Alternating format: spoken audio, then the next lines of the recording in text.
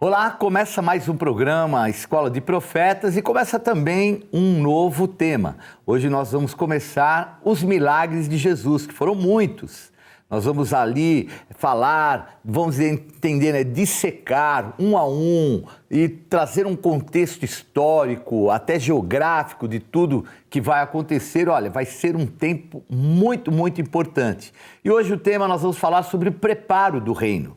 Bispo, o que é o preparo do reino? É o Rei dos Reis, Jesus está vindo e, de repente, tem que preparar para que esses milagres aconteçam. E é aí que nós vamos hoje, então, começar. Bispo Rueda, boa Bispo, tarde, bom dia. Tudo bem, graça e paz, Bispo, a todos que nos assistem pela Rede Gospel.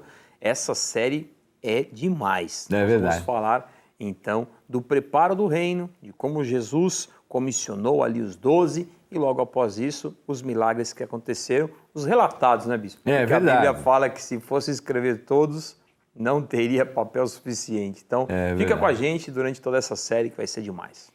E o bom nessa série, Bispo, é que todos eles têm algumas curiosidades, né? Muito interessantes. Um a um, sempre tem uma maneira do Senhor agir. Olha, vai ser realmente um tempo muito, muito importante para nós. Bom, para começarmos, né, nós estamos falando sobre reino.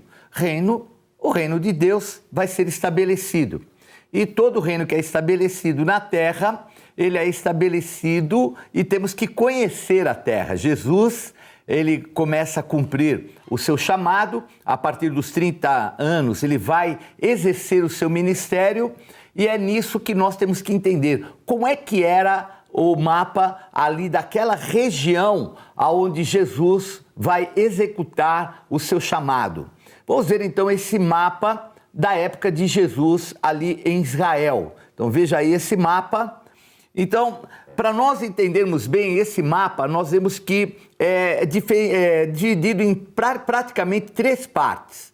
Então é a parte da Judéia, que fica mais ao sul, a Samaria, que ficaria no meio, e a Galileia, que ficaria mais ao norte. Então, Israel é mais ou menos dividido desta maneira, e isso é muito importante a gente entender, porque Jesus ele vai nascer na Galileia, que é a parte mais ao norte, né? Aliás, ele nasce em Belém, que é na Judéia, mas ele vai viver em Nazaré, que é na Galileia. E no meio, entre a Galileia e a Judéia, que eram habitadas por, vamos dizer assim, verdadeiros judeus, tem os samaritanos, que eram estrangeiros, no meio disso. Então, já começa aí que haverá milagres aí nesse meio também. E também um dado importante é a região que ficava fora, a região que nós podemos chamar estrangeira, que ficava além do Jordão. Então, além do Jordão, ali bem próximo ainda do Mar Morto, de Samaria, tem uma região chamada Pérea. E ali próximo da Galileia, também ao lado direito, né, vamos dizer assim, a oriente do Rio Jordão, fica ali então a famosa Decápolis. E o que era a Decápolis? Eram 10 cidades de pessoas também, estrangeiros. E não como os samaritanos, porque os samaritanos tinham os costumes dos judeus. Então eles tinham os costumes, uma religião, entre aspas, muito parecida, mas ao oriente do Rio Jordão ficava Decápolis, um local mesmo de estrangeiros que o Senhor Jesus também vai operar aí. Então esse é o ambiente onde Jesus vai realizar os seus milagres, onde ele vai chamar os seus discípulos, e é tudo isso que nós vamos falar. Mas, para iniciar falando sobre o reino, nada melhor do que falar sobre João Batista, né, Bispo? João Batista, na carne, primo de Jesus, né? Então. Mas um homem comprovadamente cheio do Espírito Santo, e que ele próprio dizia, né? Que ele era aquele que preparava o caminho do que deveria vir, né? Eu sou a voz que clama do deserto. Esse foi aí, né, o bordão tão conhecido de João Batista. Um homem que anunciava o reino de Deus, um homem que reconhecia a autoridade de Jesus Cristo, a vinda do Messias. É assim que João Batista se comportava. batizava com água para o arrependimento, né? Então, João, ele teve um ministério excepcional, ele era muitíssimo respeitado em Israel, porque ele tinha uma vida de dedicação à palavra, de separação, um homem que vivia para o seu ministério. Muitos até o comparavam com Elias por causa da forma que ele vivia, das suas vestes, de como ele se alimentava, inclusive, de mel silvestre, de gafanhotos e tudo mais. Então era uma pessoa absolutamente assim desconectada à religiosidade, ao ambiente tão intenso que se vivia naquele instante. Não era fácil, né? Nós estamos falando de uma religião que há muito não via uma manifestação espiritual, intertestamentária. E aí você imagine, 400 anos que um profeta não se manifestava, né, bispo? E de repente chega João Batista, um homem que vem anunciar o evangelho, anunciar a chegada do Cristo. E pede para as pessoas se arrepender, pede para as pessoas abrirem os olhos para que elas vissem o Senhor. Assim começa a introdução ao reino de Deus, a introdução à chegada do Messias. E é ele que vai, então, abrir, vamos dizer assim, esse tempo, o tempo da instauração do reino. Vem o Rei dos Reis, o Senhor Jesus, e um homem chamado João Batista, um homem, inclusive, muito famoso. Vamos ver aqui uma passagem a respeito dele. Em Mateus, no capítulo 11, versículo 8, que diz assim: Sim, que saístes a ver? Um homem vestido de roupas finas? Ora, os que vestem roupas finas assistem nos palácios reais. Mas para que saístes? Para ver um profeta? Sim, eu vos digo, e muito mais que profeta. Esse é de quem está escrito: Eis aí envio diante da tua face o meu mensageiro, o qual preparará o teu caminho diante de ti. Em verdade vos digo, entre os nascidos de mulher, ninguém apareceu maior do que João Batista, mas o menor no reino dos céus é maior do que ele. Então nós vemos aqui, então, já o chamado de João, o Batista, né? Ele é chamado Batista porque ele levava as pessoas a serem batizadas ali no Jordão. E aqui dá um dado muito importante que é dado pelo próprio Senhor Jesus, que ele, entre os homens nascidos de mulher, não houve ninguém como ele. Então, ele é um profeta. Ele, de uma certa forma, ele tem um vínculo com o Antigo Testamento, né? Porque o Novo Testamento começa a partir do Senhor Jesus. Então, o Antigo Testamento, ele é ainda o último profeta, os homens nascidos de mulher, e é tido como o maior profeta que já existiu. Mas aí é que eu pergunto, bispo, ele não fez milagre nenhum, ele não curou ninguém, por que ele era o maior dos profetas? Porque é ele que anunciava, né, o cumprimento da palavra e a chegada do Cristo.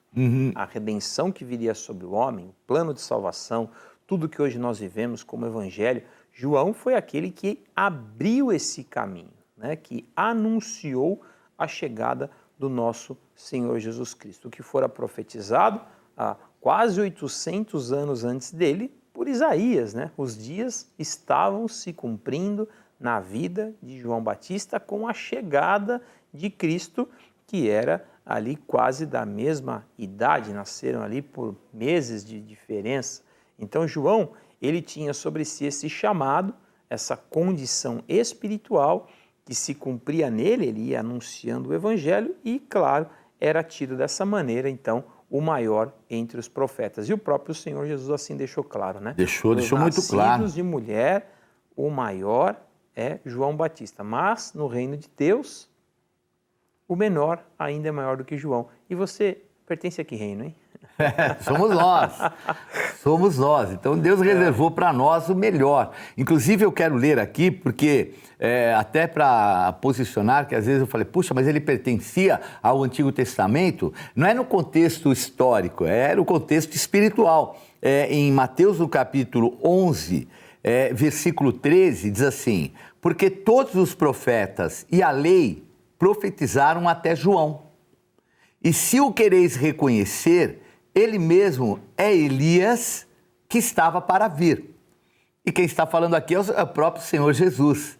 Então, ele aqui testifica que ele tem o vínculo com o Antigo Testamento como um profeta, como outros, né? E um dado importante também, além de tudo, Bispo Rueda, é que ele rompeu uma condição espiritual, que é no período intertestamentário, que era o período que não houve profeta nenhum.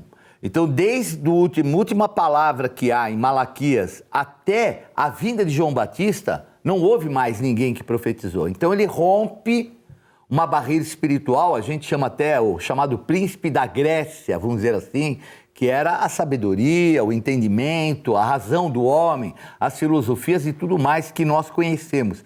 E o próprio Jesus diz que ele era o Elias que estava por vir, porque termina a palavra profética do Antigo Testamento, no livro de Malaquias, falando sobre Elias.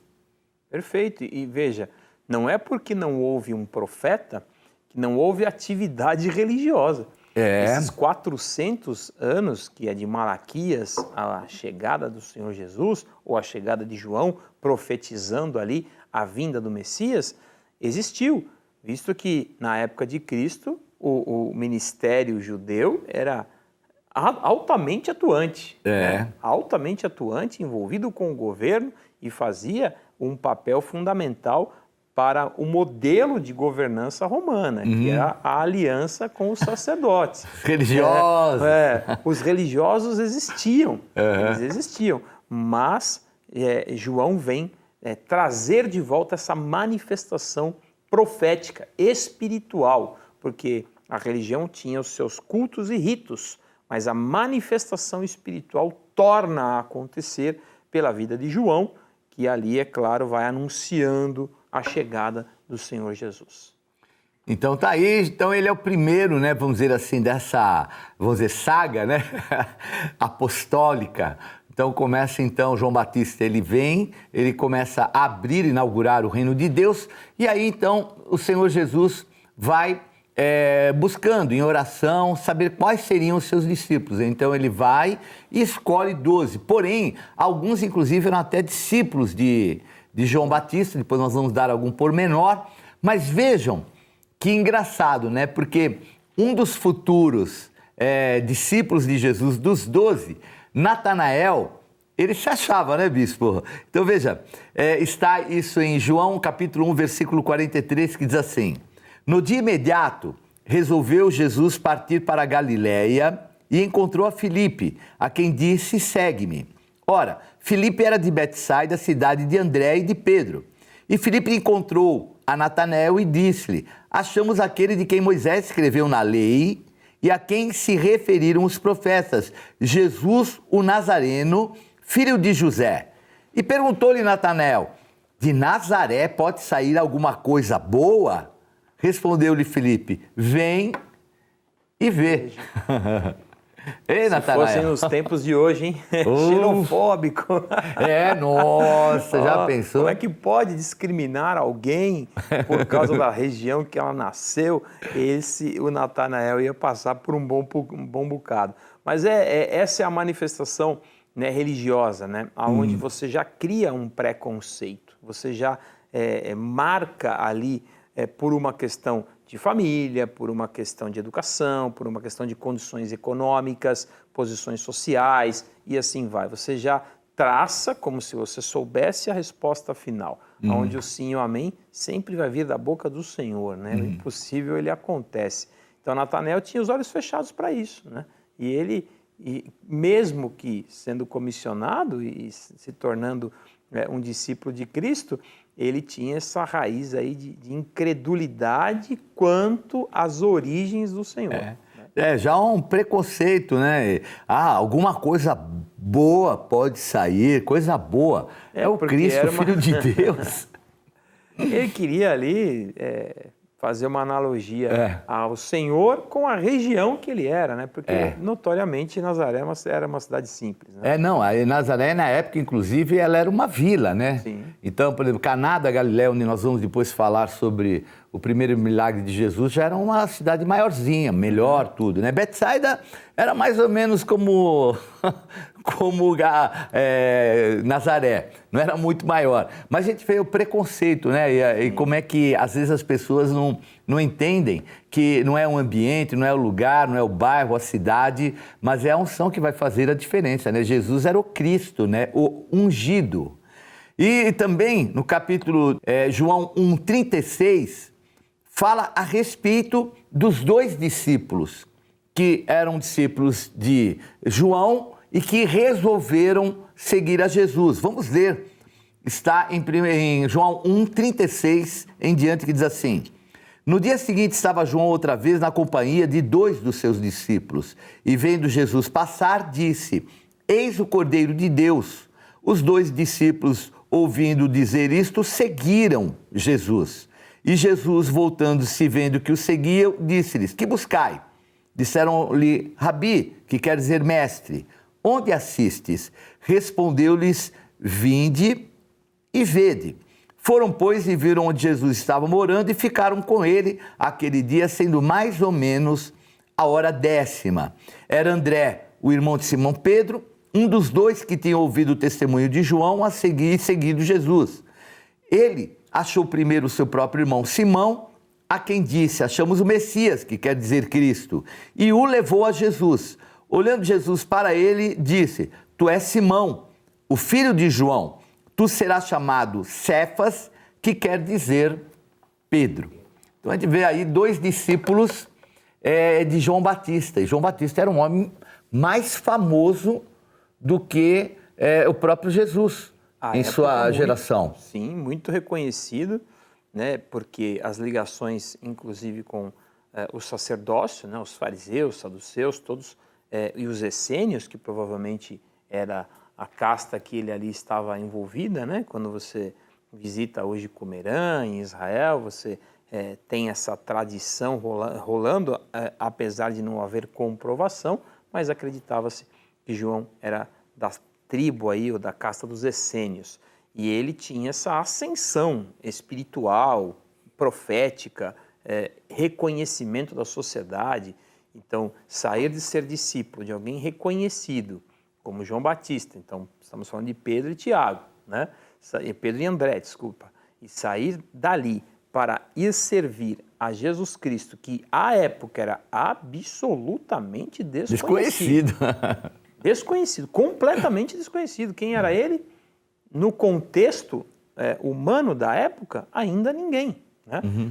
E ele estava iniciando a sua trajetória. Então eles deixaram a escola de João Batista para entrar na escola de Jesus, sendo ali os primeiros discípulos, né? E ver como é muito importante isso, Bispo, porque as pessoas às vezes elas se deixam levar por uma afinidade humana. Sim. E aqui no caso a afinidade humana, além de com tudo que foi colocado aqui, a fama e tudo isso mais, eles tinham já um relacionamento com João Batista. E com Jesus foi meio que de imediato. Mas eles ali entenderam o que era um chamado, deixaram de lado aquilo que eram os seus valores pessoais, até de entrega, até religiosos, espirituais, que seguiam a um homem muito conhecido, e famoso e espiritualmente muito bem também. Mas acho que, será que fizeram a opção certa? Porque, imagine, pouco tempo depois, João Batista perde a cabeça, né? Pois é. Como é que ficariam eles se eles tivessem rejeitado? Falaram assim, não, Jesus não é tão famoso. Não, eu vou ficar com ele. A pessoa da bola hoje, o cara da bola é tal mestre, é tal mentor, é tal... Olha, o que a gente ouve por aí e seguem, né? Se tornam seguidores. Sim. De um afeto humano. Imagine, você desenvolve esse relacionamento, né? Eles tinham um relacionamento, sim, humano e afetuoso com João. Mesmo porque João, tendo todo o respeito que tinha, conhecedor da palavra, aquilo atrai, né? Atraía. E o senhor está falando, né, de se tornar seguidores hoje em dia, quem é a bola da vez, quem é que está na moda, tal. Nós vivemos, ainda mais pela potencialização que existe da comunicação, via canais sociais, YouTube, TikTok, Instagram, todas as redes que existem, né? Às vezes alguém vai lá e desponta num determinado assunto e de repente parece que aquilo é uma verdade universal, né? E não é bem assim que funciona. O próprio João dizia: importa que eu diminua para que ele cresça. João tinha consciência que ele fazia sim um papel fundamental, mas ele só exercia um papel que era limitado. O ilimitado vinha do Senhor pela vida do seu Filho na terra. Todos nós exercemos um papel que tem seus limites, né? Afinal de contas, os ministérios, né, o foco aqui, são bem distribuídos. Um para mestres, outros para apóstolos e assim vai. Então, outros para pastores? Qual é o teu, né? O que você recebeu como unção e característica apostólica sobre a sua vida? João sabia qual era o papel dele e conseguiu preparar discípulos que aceitaram imediatamente esse envio, o chamado de Jesus para a vida deles. Amém. E uma coisa, sabe, que aconteceu, que a gente percebe isso muito claro, nesse período da pandemia, é que muitos perderam, de uma certa forma, a essência da espiritualidade e acabou a pandemia, muitos começam a seguir modas. Então, uma modinha aqui, um grupo de louvor, com uma característica tal, e deixam, muitas vezes, para trás a essência. Então, a gente pode até ver, né, porque João Batista era uma pessoa exótica, né, era uma pessoa diferente. E as pessoas, muitas vezes, estão procurando o diferente. E o Evangelho não é nada assim diferente, é algo que o Senhor trouxe que é simples. Então, o caminho da salvação é até o louco que entra no caminho da santidade e vai. Mas existem muitos modismos por aí, as pessoas perdem muitas vezes a essência só por causa de algo novo. Então, tá lá em moda, e abrem mão. Por quê? Porque ficaram algum tempo, vamos dizer assim, enclausurados, perderam a essência de estar na igreja naquele tempo e hoje não vão à igreja e, obviamente, pela televisão, através do Instagram, Telegram, vão atrás das modinhas. Mas o local que o Senhor preparou foi o cenáculo, foi a igreja. E aqui a gente percebe, eu quero até mostrar esse lado de João Batista, Mateus capítulo 3, versículo 4, que diz assim: usava João vestes de pelos de camelo e um cinto de couro, a sua alimentação eram gafanhotos e mel silvestre. Então saíam a ter com ele Jerusalém, toda a Judéia e toda a circunvizinhança do Jordão, e eram por ele batizados no rio Jordão, confessando os seus pecados. Vendo ele, porém, que muitos fariseus e saduceus vinham ao batismo, disse-lhes: raça de víboras, quem vos induziu a fugir da ira vindoura? Então ele realmente era alguém diferente. Alguém que ia para o Jordão, alguém que ia batizar, alguém que usava roupas de pele de camelo. Não era normal. Não era normal. Chamou a atenção. Toda a circunvizinhança, toda a Judéia, toda aquela região, mas, assim, desculpem, não desprezando ele, foi efêmero. Porque estava para vir a manifestação do Cristo. E a gente percebe que Cristo era diferente. Com ele não havia aparência nem formosura. Então foi necessário, na traição, Judas dar um beijo em Jesus para que os guardas do templo, soubessem quem era Jesus. O que eu der o beijo é aquele. Então não havia nada de diferente, de exótico, porque as pessoas procuram muito isso. E de repente podem até satisfazer o lado da carne, mas, como eu estou falando, esses discípulos, se não houvessem seguido a Jesus, que não tinha aparência nem formosura, que era alguém muito parecido com eles, o que queria acontecer? Simplesmente perderiam a oportunidade de serem futuros apóstolos. Sim. Não é verdade? Existem muitas atrações, né? Você é atraído por aquilo que se torna comum, que se torna famoso, se torna desejável, né? Então, a palavra fala sobre Daniel, por exemplo, que tinha o quê? Um manjar desejável, que ele abriu mão Então, é algo que era, na época, propício. Era o alimento dos reis, a mesa dos reis. Em todo o tempo tem isso. E nós também vivemos esse momento onde existem coisas que parecem ser desejáveis, seja numa característica física, seja numa característica cultural, a maneira que a pessoa se comporta, a maneira que ela fala, a linguagem que ela usa. Será que é isso que vai de fato me dar a salvação? Jesus disse: eu sou o caminho, a verdade e a vida. Existe muita venda, né, bispo, de segredos que não são segredos. Não são segredos. Quem crer e for batizado será salvo. Isso é um segredo? É isso, simples assim. Quem crer e for batizado será salvo. E aí? Né? Eu preciso montar um segredo por trás para você achar o caminho. Um mistério. E para Deus, eu preciso classificar a graça, que Paulo fala, tua graça me basta. Então tem a graça, a supergraça, a mega graça, a hipergraça. Então eu preciso classificar o tipo de graça. É graça. Graça é favor imerecido. Ponto. Então eu recebo de Deus aquilo que eu não mereço. Porque o que eu merecia, a punição, já foi feita a Cristo na cruz do Calvário. Eu querer classificar a graça, eu estou quase que anulando o sacrifício de Cristo na cruz. Então, João cumpriu esse papel, abriu esse caminho, e era assim como o bispo está aqui colocando, uma figura quase que exótica, né? Jesus não tinha aparência humana. Não tinha aparência humana. Precisou ser ali identificado como um beijo, como o bispo já bem colocou. Né? Então é importante nós colocarmos isso, porque a gente às vezes vê até uma certa disputa, né? Poderia, vamos dizer, se fossem duas pessoas humanas, João Batista disputar o discípulo com Jesus Cristo. Mas olha o caráter e o entendimento do Filho de Deus, daquele que vai estabelecer um reino. Eu quero ler aqui para vocês e também o reconhecimento por parte de João Batista, que está em Mateus, no capítulo 11, versículo 13, que diz assim: por esse tempo dirigiu-se Jesus da Galiléia para o Jordão, a fim de que João o batizasse.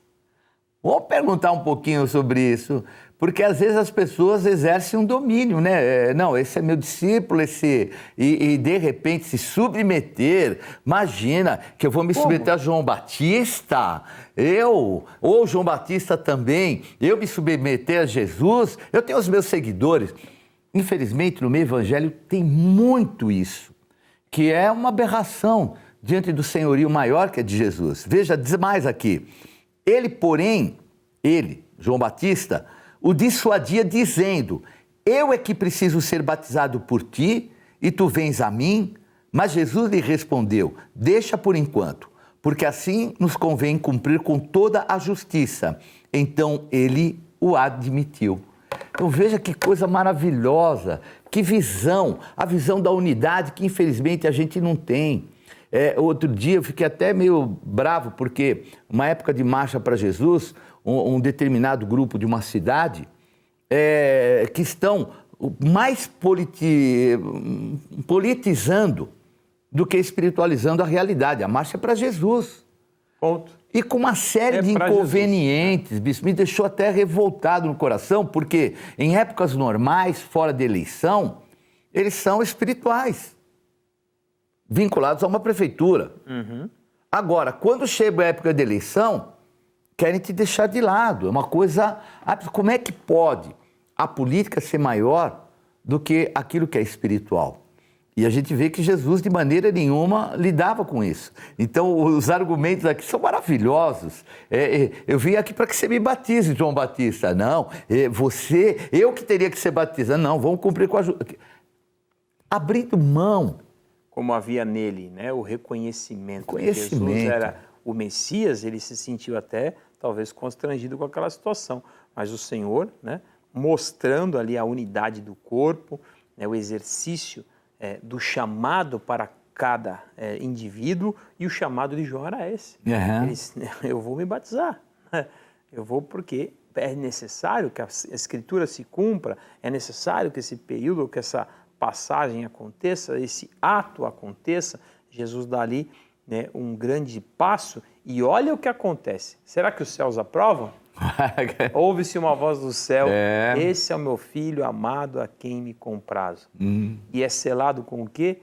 Com ali a forma corpórea do Espírito Santo que desce como uma pomba. Então, é claro que existe aprovação nos céus, quando há humildade, quando há reconhecimento, Amém. quando há unidade. Unidade. Não é na comunhão dos santos que o Senhor ordena a bênção? É. Eu quero ser abençoado, mas não consigo andar em comunhão, não consigo me entender. Né? Jesus vai tão a fundo com isso que ele fala, como é que eu amo, digo que amo a Deus que eu não vejo e não amo o irmão que vejo. Né? Jesus amava João e amava o ministério dele e respeitava o ministério dele e se entregou ali ao batismo nas mãos de quem o precedia e quem o anunciava. E esse contexto do que eles fizeram ali ficou um exemplo, né, da unidade, dessa comunhão, e a gente vai ver lá no futuro dois integrantes, pessoas importantes que vão constituir a Igreja Apostólica do Senhor Jesus, que é Áquila e Priscila, que vão ser trabalhados, entre aspas, pelo apóstolo Paulo, e ambos tinham sido só batizados no batismo de João. Agora vamos pensar que houve uma divisão, os discípulos de João Batista e os discípulos de Jesus, um para cada lado. O que queria acontecer? Esses que só conheciam o batismo do arrependimento, que era o batismo de João Batista, já iam ter um pouco de reserva em relação a Paulo. Então vejam como é importante a comunhão, como é importante a unidade do corpo, como é importante a marcha para Jesus. Ela é a marca dessa unidade. Por isso que nós primamos, são 30 anos que nós estamos fazendo a marcha, realizando nessa visão do apóstolo Estevão, visão da unidade do corpo de Cristo. E essa unidade é que faz com que lá fora as pessoas reconheçam que há um verdadeiro Rei dos Reis e Senhor dos Senhores. Vamos encerrando então o nosso abertura para que inaugure esse tempo de milagres do Senhor Jesus, e eu te espero na Renascer Jardins, Avenida Brigadeiro Faria Lima, 1912. Bispo Rueda?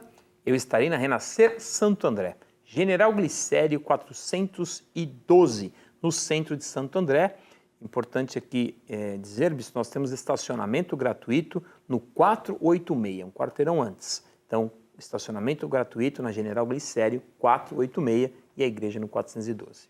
E também é importante dizer, local seguro, estacionamento ao redor, temos estacionamento inclusive também no prédio, então segurança total. Eu cheguei domingo de manhã, até uma para aqui, fica um carro de polícia do outro lado da Brigadeiro Faria, na esquina com a luz acesa, logo cedinho chegando, a gente já sabe que está lá bem protegido. Então fica aí esse convite, esteja conosco, Deus vai te abençoar e abençoar muito. Valeu, valeu, tchau, tchau.